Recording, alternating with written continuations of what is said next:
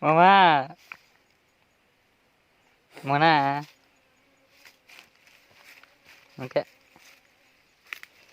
Okay. Chà, chà. Sampai tu chơi lò leo. Đây một tuần nã từ nè. Đây một tuần nã bút tụ. Số cặp bỏ một bút tụ ạ. Ở đây là. Cho nó dần tông á chưa? Sao nó nè? Cho nó nè. Hành tông. Đông anh chị. Tông mọc quá. Đông mọc quá là. Có bao hết.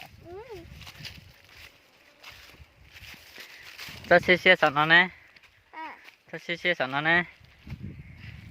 Cho sợ nó nè. Chín đeo. Hay là. Nhà chín đeo hả? Có bao thể hậu. Đây là chín đeo. Đây là chín đeo. Mình để chín đeo ạ. Tao bỏ chẳng ô lệ. Tao bố luôn nát à. Nằm mà mày khởi ít nó chín đeo rồi ạ. Lệ. Mày cứ tạo thấy nào cho nó. Nó tách thì mà tách. Tách về ông bà tôi khác. Nó ta chỉ mà mày bìa em bà bìa hết à?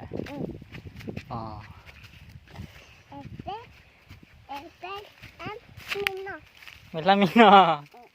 Bà tôi tao nào tao? Bà tôi tao nào? Mày nào món chúa ăn chưa? Món trống cây cho. Nó món trống cây cho. Mày giống cây cho tôi hết à? Đây là món ít trống cây bên là tết cho là ôm món nó. Nhất là mấy đạn cây cho mày cho là ôm món nó đi. Nên là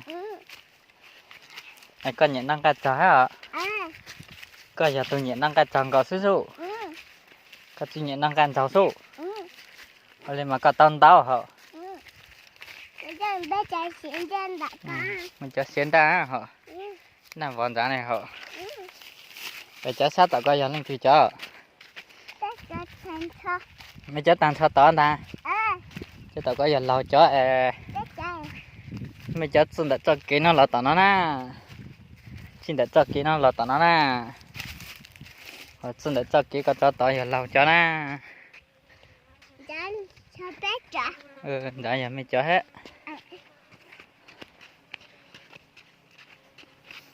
Một bên đó, một bên đó.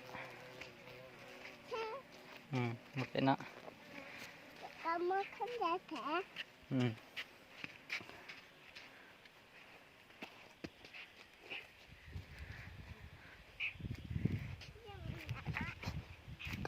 Có sánh sáng nhất số sáng à?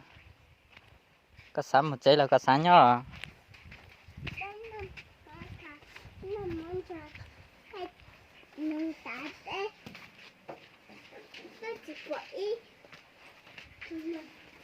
Mình chụp bấy từ nào? Hôm nay là bên nào mỏ xe? Bang ca mấy tuần ca? 3 tuần ca là hôm nay là bên nào mỏ?